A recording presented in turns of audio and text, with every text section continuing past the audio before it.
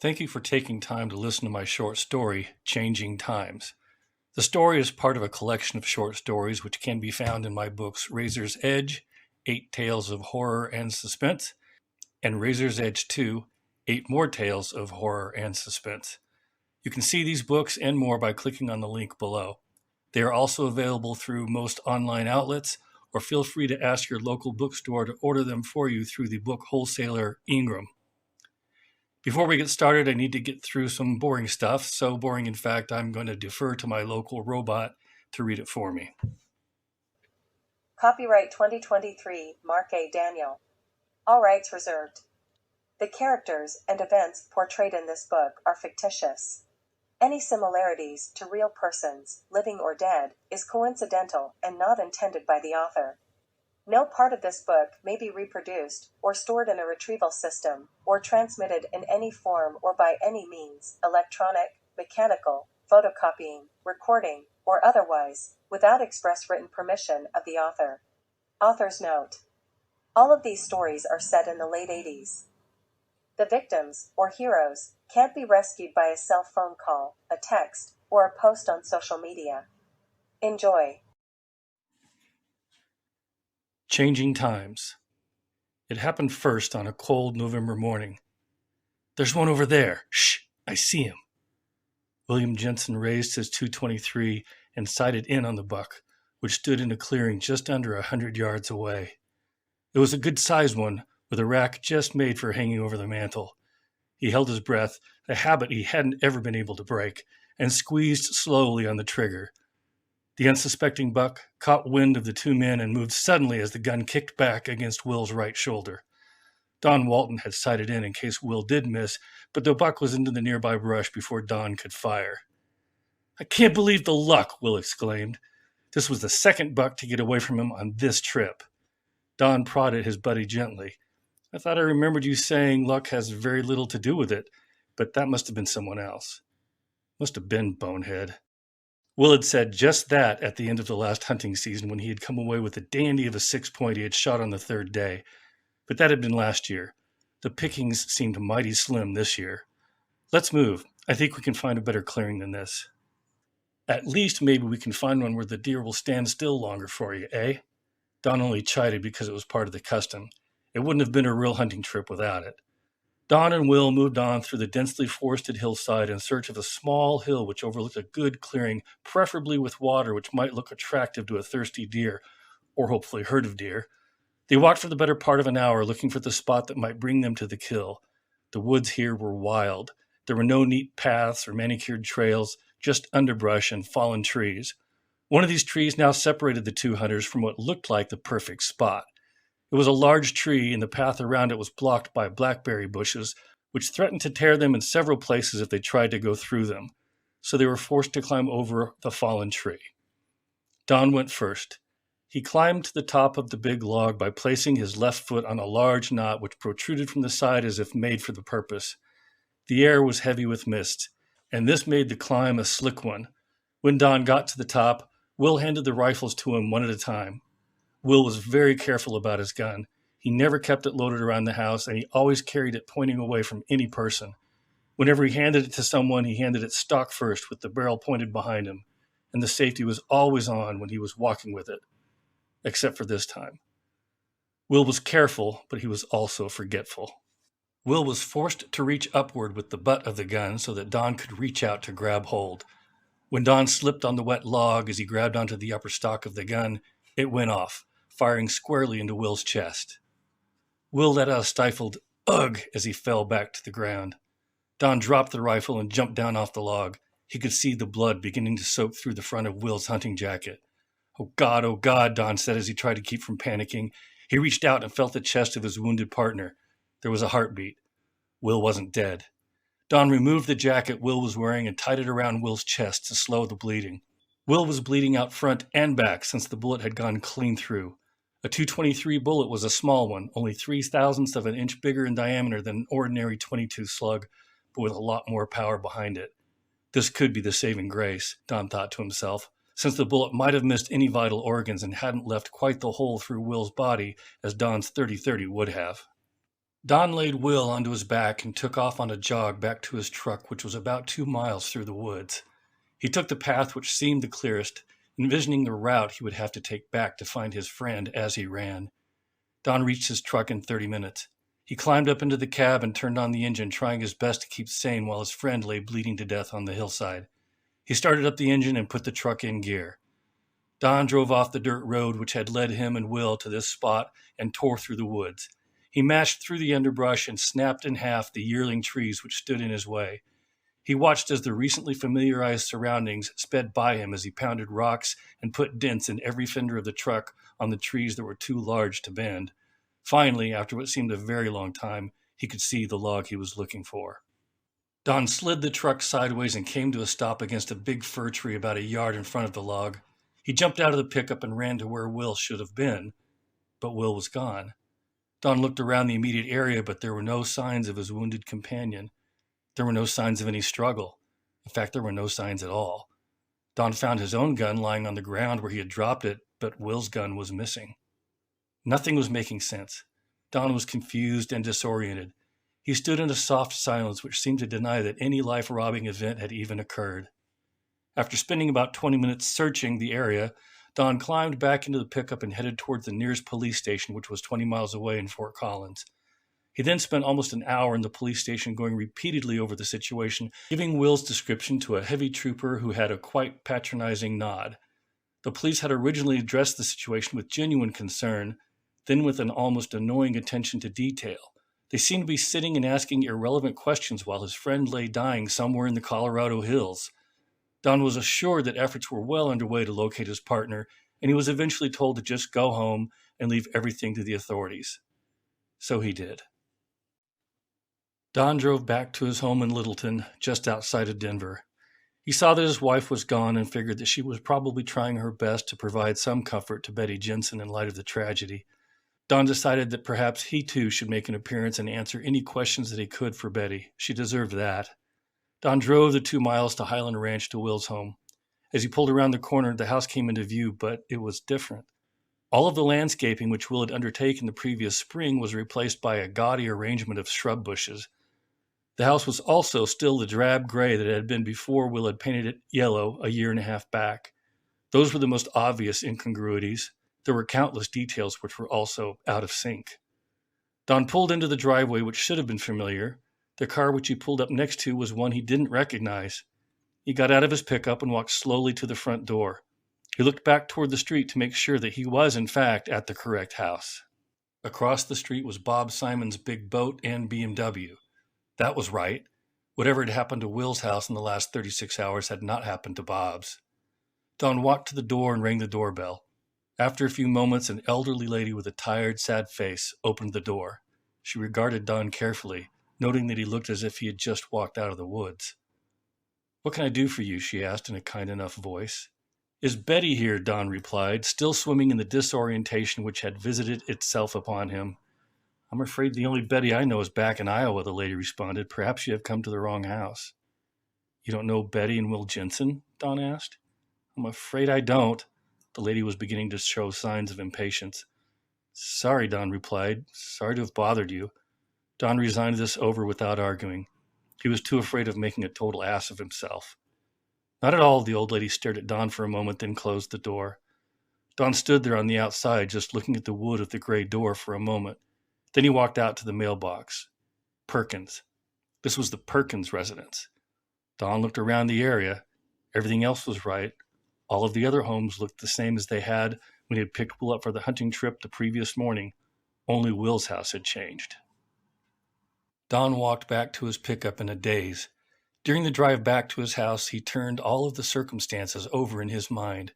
Reality had just taken on a whole new meaning for Don. When Don got home, he ran to the garage and confirmed the theory he had formed during the short 2-mile ride home. The lawnmower, which he had borrowed from Will a few weeks back, was gone. In its place was a new Toro mower, the one he had decided that he would purchase in the spring. Will had loaned Don his mower since there were only a couple of fall mowings left until the grass went dormant, only that wasn't the case now. Don also couldn't locate the saw he had borrowed last Saturday, but he did locate the drill that he had lent to Will in the deal. Don coughed and realized that his head was quite stuffy. The ordeal had apparently affected him physically as well as mentally. Don went back inside the house. There were a few subtle differences. The biggest difference was the stereo. Will had talked Don out of a Sony and into a Yamaha component system when Don made the purchase last spring. Sitting in the component case in the living room was the Sony system he had almost, well, now he had, purchased. Don was beginning to realize what had happened, though he was far from understanding it. Later that evening, Don's wife came home. She had spent the afternoon downtown with Teresa Jennings. Brenda worked in the same department with Teresa, but Brenda didn't really spend much time with her, at least not before. Brenda was very interested as to why Don had come home early from his hunting trip with Ross. Don explained that the hunting was rather poor, and he and Ross, he supposed she was referring to Ross Turney from work, had decided to pack up early. Don wondered just what kind of situation the trip with Ross had developed into. Had he left Ross out in the woods? Had he shot him instead? No, probably not. Where was Ross now? Don decided he would wait until Monday to find all of that out. He asked Brenda if she'd had the chance to meet one of the guys in the office named Will Jensen. Brenda said no and asked if she should. That confirmed in Don's mind that the world had in fact changed completely. Don took Sunday to figure out what he could of his new world. The mind is an amazing thing, he thought to himself. As the day went by, everything began to become natural in its present state, as if even the memory of Will and his existence was becoming a part of a distant dream, a non-reality that was part of another more distant life. Don began to remember things that were a part of his new world, and all of the things which had changed were beginning to take on a familiar face. By Monday morning, Don had become almost fully acclimated to his new reality, though the memory of the old reality remained in the back of his mind. He knew that things had changed.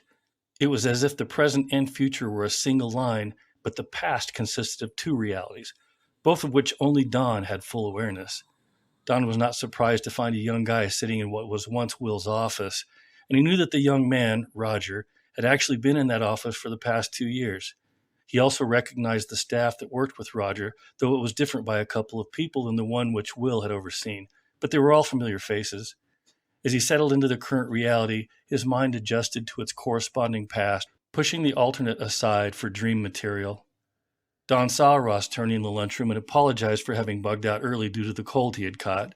Don had remembered that this was why he had left early as he lay in bed Sunday night with a box of tissue on the nightstand.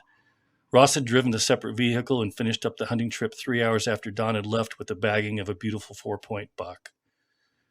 The days passed and Don took his full place after a few lingering spells of disorientation. He knew that things had changed, but he also knew that the current reality was the only one that mattered now. Any strong attachment to the old one would only bring more severe disorientation and surely some kind of madness. One day on his way home from work, Don was considering the dilemma of the two realities. This was something he did less and less of as time passed. As he turned the last corner before his driveway, his mind still on the puzzle, Sally Friedrich's dog Schneider shot out of their yard and in front of Don's car. Don hit the brakes hard and tried to aim the car to straddle the dog, but Don felt what he called the speed bump effect as the Schnauzer became intimately acquainted with the asphalt. Don jumped out of the car and hurried over to the dog. It was simply twitching in a small puddle of blood. Don had run him over with the front right tire, and Schneider lay breathless as the life flowed from his limbs. There was nothing to be done. Don pulled his car to the side of the road and got out. He walked up the walkway to the Friedrichs' front door and knocked. Sally Friedrich answered. "Hi, Don," she exclaimed with that false excitement often shared by neighbors who never really get to know one another. "Sally," Don began, "I think I just ran over your dog." Don watched as the smile on Sally's face fell off completely. It was replaced by a frantic look of desperation. "Oh no," she said. Then she ran past Don into her yard, shouting her dog's name as she ran toward Don's car. Only she wasn't shouting for Schneider, she was shouting for Baxter. Then a Schnauzer of a much lighter gray came running around the side of the house to his master's voice. Sally got down and picked her dog up, hugging him tightly as she returned to the front door. The look on her face changed from one of joy to one of questioning. Don fumbled around for words. "I'm really sorry, Sally," he apologized. "I just hit a dog that looked a lot like Schneider." Sally looked warily at Don. "Schneider?" For a moment, Don thought that Sally had gotten a second dog. Then he began to realize what had just happened. There was no Schneider. There never had been. I meant Baxter, he said to Sally. I obviously just ran over someone's dog, and I'm certainly glad it wasn't yours. I apologize for alarming you. It's quite all right, Don. I certainly hope it wasn't Mrs. Robertson's dog, but she's the only other one around here that owns a schnauzer, and Lord knows how many times I've told her she should keep that thing on a leash or in the backyard. Sally got a concerned look on her face. He's always over here giving my Baxter a hard time. Mrs. Robertson lives in the third house that way. Sally pointed out her door to the right. It's the green one. Thank you, Don replied, and I apologize again. No problem, really, Sally said. You and Brenda come by and visit sometime, all right? Sure, Don answered. Bye. See you. Sally Friedrich closed the door as Don turned to walk to the car. He walked around the front of it to check the road where the dead dog lay, only he knew what he was going to see when he got there, and he was right. There was nothing there but black asphalt.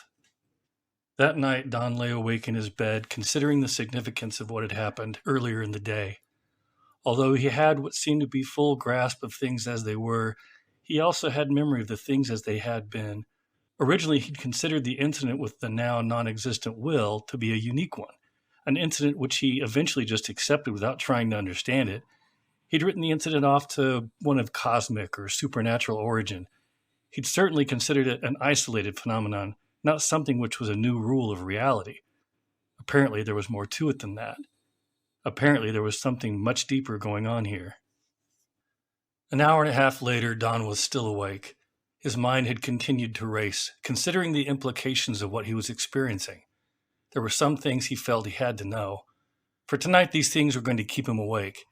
As he lay in bed, he decided what he would do the following day, some experiments, which might help him better understand what was going on. The next day, Don called in sick. He would have simply taken the day off, but the company had strict rules on notification for vacations, and he'd been able to use the cold he had just gotten over as an excuse. Don got in his car and drove to the pet store where he purchased all of the store's white mice. 4 of them. He then took them back to the house and carried them to the garage, making sure that Brenda saw them on his way through the kitchen. He asked her how many mice she saw and got the response, 4, and an odd look. Ignoring the look, he also grabbed a piece of cheese from the refrigerator. In the garage, Don took one of the mice out of the box, which the pet shop had provided to him, and placed it in a shoebox. He then took a piece of the cheese and placed it in the box with the mouse. The mouse made quick work of about half the piece. Then Don took the mouse out of the shoebox and threw it to the concrete floor with force. As it lay twitching, he quickly stomped it with his heel. Don watched the crushed mouse, and it became motionless. At first, nothing happened, but then he noticed that the blood which had smeared on the concrete floor was fading from red to pink. Then he watched as the mouse faded out completely. Finally, he was staring at nothing more than the floor of the garage. He looked back into the box, and there was a piece of cheese, untouched. Of course, he thought to himself. This was unsettling, but also exciting.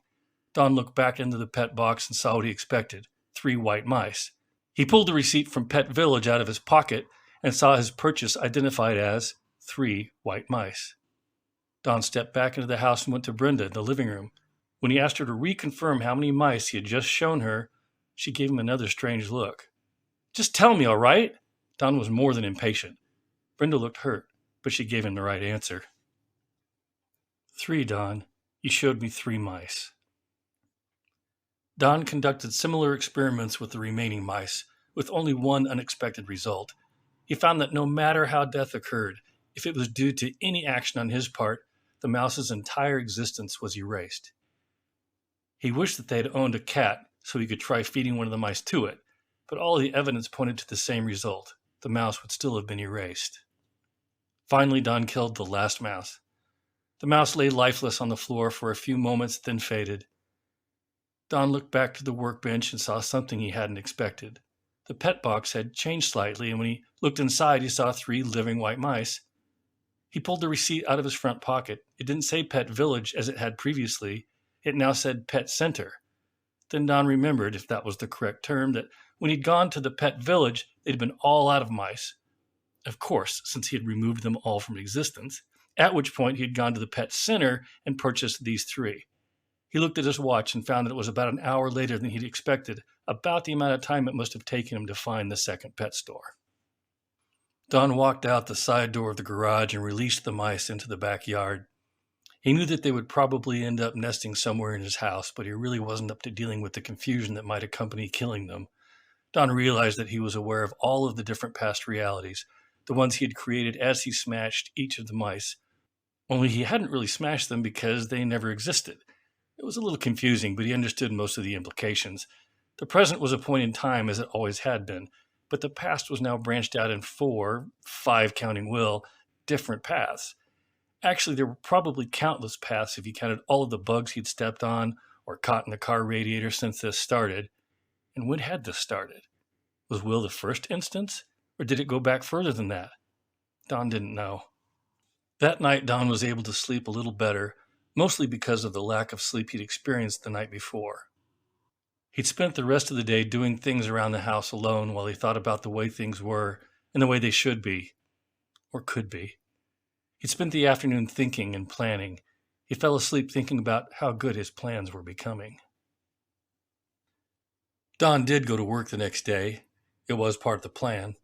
He walked through the front door of the office dressed in his best suit and got on the elevator.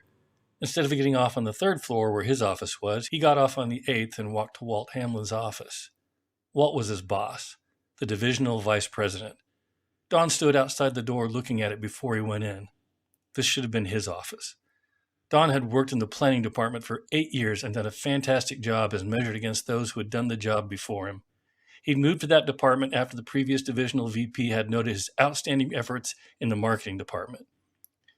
When the man that had moved Don along had resigned to take a better offer in New York, Walt Hamlin had taken his place. Walt had only been with the company for 2 years. He was a high-powered MBA from Stanford who had a plan, and James Frankfurt had apologized personally to Don after he handed the job to Walt. They had been lucky to get Walt. Don would have this job if it wasn't for Walt. He had gotten Frankfurt to admit that much. Don walked into the office without knocking and closed the door behind him. "Hey, Don, what can I do for you?" Walt said in a patronizing tone of voice. Walt knew of Don's dislike for him and would have fired him long ago if it hadn't been for Frankfurt. He really didn't understand what James had seen in this guy. "I just wanted to tell you that I'm not real impressed with the way you run things," Don began. He had some things to say. "I don't really care—" "Shut up and listen," Don interrupted. Walt didn't look particularly shocked, which made Don all the more angry. "This is a business, not a damn military base," Don continued. "You've got people here working for nothing more than pie in the sky, unquantifiable goals, and no means to get there." "If you're such the expert," Walt butted in, "why aren't you behind this desk?" Walt hit where he knew it hurt. Don pulled the .38 out of his jacket and pointed it directly at Walt's chest. "That's exactly where I intend to be." Walt lost his composure for just an instant, but it was enough for Don to get the satisfaction he was looking for. "You loser," Walt said to him. "Are you going to just shoot me and then hope everyone just conveniently overlooks the incident? Or is this going to be one of those suicide setups? You can't succeed, Don. There's no way. Besides, there's nowhere to hide the body. You can't just make me disappear." "You're the loser, Walt." Don decided to scrap the rest of his speech. It wasn't going to matter in a few seconds anyway. Besides, he could make Walt just disappear. He hoped. Walt suddenly pushed the intercom button on his phone and called to his secretary. "Ginny, call the—" Walt was cut off by a .38 slug which entered his left lung through his chest. Another followed. Then a final slug found Walt's brain and spread a little of it around the wall behind him. Don put the gun back into his jacket. He became very disoriented as the room began to spin before him. He lost his sense of time and direction and stumbled against the desk. As the room came slowly into focus, he could hear Ginny's steps as they approached the door. Don reached for his gun. There was no sense in taking any chances, but his gun wasn't in his pocket. The door opened and a distantly familiar face, no, really familiar face, appeared in the doorway. It was Karen, his assistant. "I didn't get all of that message, Mr. Walton. Are the phones going wacko again?" "No," Don answered. He tried his best to look composed. He felt some papers in his hand and remembered why he'd called Karen in. "I just have some letters I need you to put in the mail." "Oh, sure." Karen took the letters and left the office. Don turned back around. Walt was gone. Don walked around the desk and sat in the chair. The suit he was wearing was different than the one he'd put on this morning, but not really, he thought to himself. On the desk in front of him was a picture of his wife. Don got up and walked to his office door. He opened the door and looked on the outside. On the door was a plaque which read, "Don Walton, Vice President, Argobon Division." Good, Don thought to himself. Very good. After a day of reacquainting himself with the people he had been working with for several years, Don got into his Jaguar and headed home. It was a little difficult for Don since his memory was being clouded by what just this morning was reality. The fact he'd been able to spend a full 7 hours adjusting to the new reality gave him the direction he wouldn't have had at 8 this morning. He found his way by what seemed to be instinct to his home in Cherry Creek. It was a beautiful two-story home set in the middle of an upper-class neighborhood, quite a step up from something which he knew had once been. Don stepped into his nicely decorated home and was greeted by Brenda, who was about 10 pounds lighter than she had been this morning. He was also greeted by Fritz, a small black poodle which Brenda had apparently felt it necessary to own when they had moved into this neighborhood almost 2 years ago. "Hi, honey," Brenda said to him. "How was work today?" "Same as usual," he answered, snickering to himself. He'd been right. His division was now 13% more profitable than it had been earlier this morning under Walt Hamlin. It was almost a shame that he was the only one who knew. Almost. The evening was uneventful. Don took the time to fully adjust to his new reality. There had been a lot of changes this time. Lying in bed that night, Don continued to run the possibilities through his mind. He had the power to control not only his destiny, but his past as well. He couldn't make himself any brighter or really any different. He would always be the same Don, but he could quite literally remove anyone that stood between him and any given goal. Then Don thought about Brenda. He thought about their years together. They were certainly no picnic, but palatable for the most part. He looked over at Brenda asleep next to him and wondered. He wondered who he would have married, if anyone, if she hadn't come along. He didn't have a great deal of bitterness toward her, but he thought that marriage should have been better than this. Perhaps he was just too idealistic. But maybe not. Maybe life could have been different, better, if he'd married someone else. Perhaps if he'd waited a couple of years. This is crazy, Don thought to himself. Most people would give anything to have a marriage as boring as theirs. He couldn't murder his wife just because she bored him. But it wouldn't really be murder, he thought to himself. It wouldn't be murder if she had never existed. Don looked at Brenda. This was something that could wait.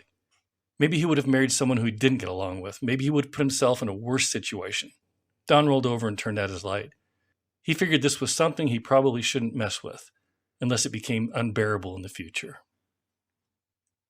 That weekend, Don loaded up his car and took off for his folks' place in Cheyenne, Wyoming. It was just under a 2-hour drive, and it was a pretty one. Brenda had asked him that morning where he was headed and was a little glad that she hadn't been invited. Don's mother had never really accepted Brenda as a suitable wife for her boy. Don arrived at his parents' house around noon. He hadn't called in advance, and they were delighted at the surprise. He hadn't been up to visit since Easter. Don spent the afternoon walking around with his dad on the property he owned just outside of Pine Bluffs. The land was actually in Nebraska, just over the state line. It was about an hour to the property, but it was a beautiful, heavily wooded area, and Don had asked to go out there. Don's mom had one of his favorite dinners waiting for him and his father when they returned. That night, they all stayed up late, catching up on the events that had taken place in each of their lives over the past several months.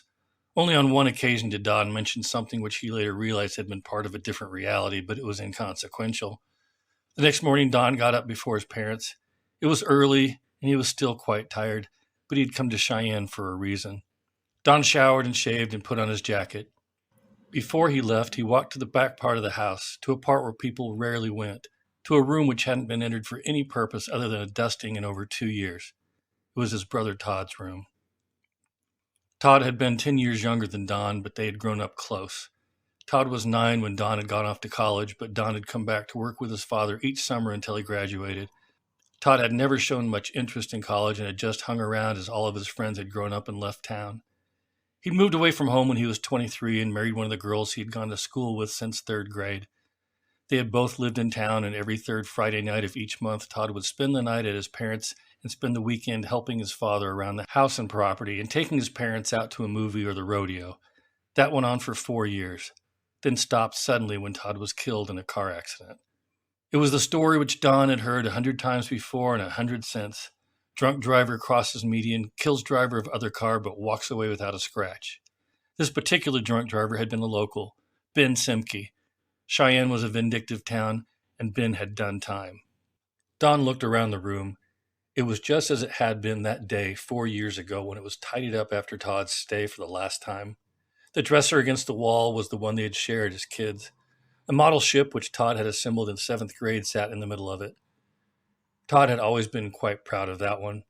On the wall hung an oil painting Todd had painted. His mother had put that up after the accident. Don sat and thought. He was deeply saddened once again, and once again he was deeply angered, but that was why he had come here in the first place. Don left his parents' house and drove the 3 miles across town to Ben Simke's place. It was an old house with cracked paint and a broken screen door which still hung despite the December weather. Don kept his hand in his left pocket where he held his .38 while he knocked on the door with his right. At first there was no sound, and Don worried that Ben might not be around. Then he heard the sound of footsteps and the door opened slowly. Before him stood a woman in her 60s who looked to be in her 80s. It was Ben's wife. "I need to see Ben Simke," Don stated bluntly. If the woman resisted, he could take care of that quite easily.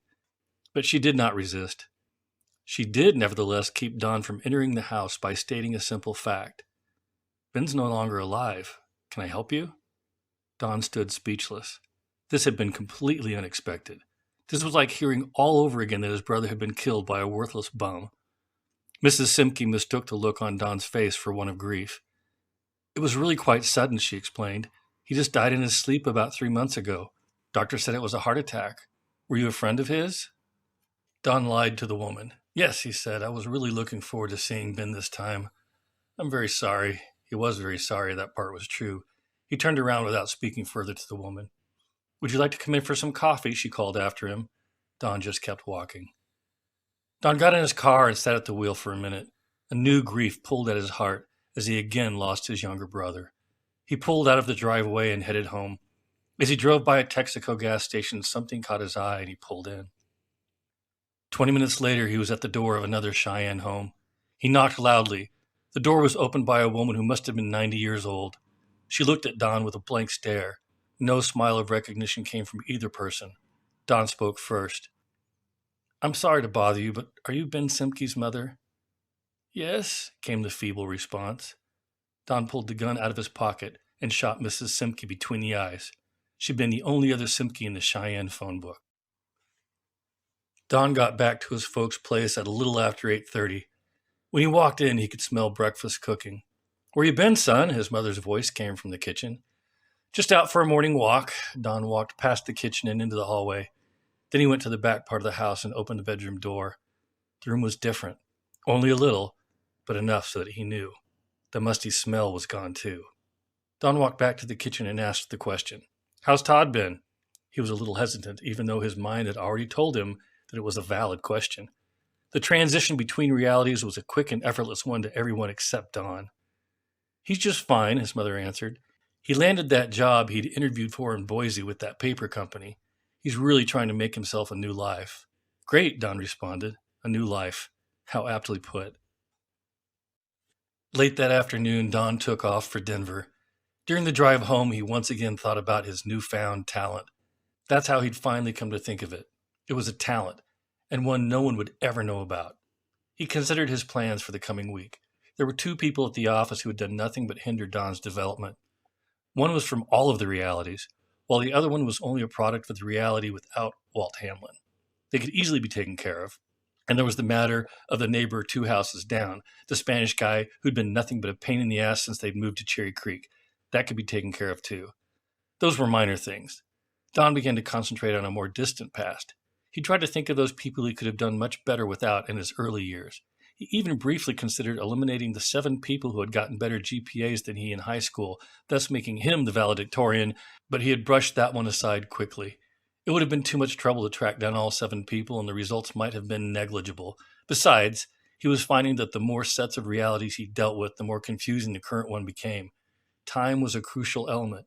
It seemed that he needed to get himself fully set into one reality before creating another, otherwise he could become incapacitated with disorientation. The matter of Brenda, however, was one which could be handled over time. Don thought about his wife as he covered the final miles to his home. He had been able to overcome the doubts he'd originally had concerning changing his partner. He decided that a marriage more to his liking was something he deserved. If he did, in fact, get into a worse situation, he could always try again. He would, in fact, be able to change the situation as many times as necessary until he got exactly what he was looking for. It was merely a matter of trial and error. Don got home as the evening light faded to night. Brenda had kept herself busy most of the weekend. Today she'd gone shopping with Donna Stevens. When Don got home, she was test-wearing a dress she had purchased that afternoon. The welcome he got was lukewarm, as usual. That helped him to finalize his decision. It wasn't a bad marriage, but there was surely a better one to be had. That night, Don woke up at 3 a.m. to the soft alarm of his wristwatch on the nightstand beside him. He reached over and turned the lamp on a dim setting. Tonight he was going to get a new wife. Don turned around in the bed and faced Brenda, who lay quietly. He looked at her and thought to himself, there were better women to be had, and he was going to have one of them tonight. He reached over slowly and put his hands around Brenda's neck. She woke up as he tightened his grip and cut off her air. At first she just looked confused. Then fear set in, and she began to struggle. Before she could put up a serious fight, Don pushed his thumbs down and crushed her windpipe. Brenda went unconscious. Then her heart stopped. Don put her head back on the pillow and laid back to watch. At first nothing happened. Then Brenda began to look strange. Her face and body seemed to be fading, while at the same time another one was becoming more solid. Don watched as Brenda changed. It wasn't like her body was undergoing a transformation, but more like one of those poor special effects in the old black and white horror shows. She was simply being replaced. So was the room.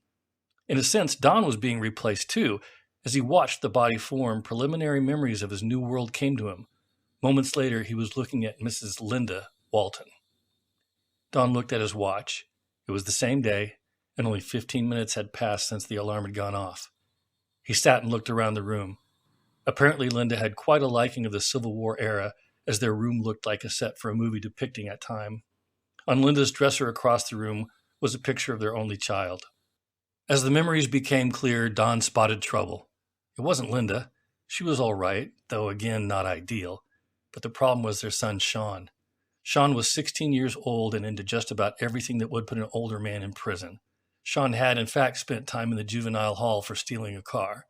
Actually, he'd been sent there for being caught in the process of stealing a car.